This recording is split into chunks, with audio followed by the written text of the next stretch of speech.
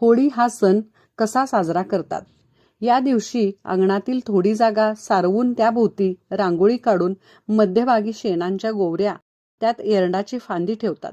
एरंडाचा एक दांडा उभा करतात. त्याच्या भोवती लाकडे गोवऱ्या रचतात. त्याची पूजा करावी. पुरणपोळीचा नैवेद्य दाखवावा.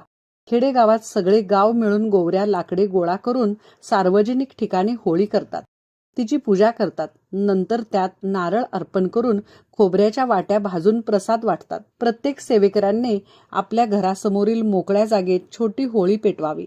नंतर हातात पाणी घेऊन मी व माझे कुटुंब यांना सुखशांती मिळावी म्हणून होळीचे पूजन करतो असा संकल्प करावा.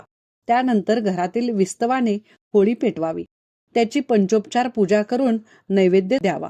तसेच घरात उपद्रव देणाऱ्या कीटकांच्या कणकेच्या आकृत्या करून त्या होळीत टाकाव्या, म्हणजे जीवाणू नष्ट होतात. होळीला 3 प्रदक्षिणा घालाव्या. होळी या सणाच्या निमित्ताने मनुष्याने आपल्या अंगी असलेले वैगुण्य, दोष, प्रवृत्ती याची होळी करावी. संपूर्ण वर्षाच्या शेवटी या सर्व गोष्टी सोडून द्याव्यात. हाच या सणाचा संदेश. वटसावित्री, नागपंचमी, हरतालिका हे जसे स्त्रियांचे सण आहेत, त्याचप्रमाणे होळी हा पुरुषांचा सण आहे.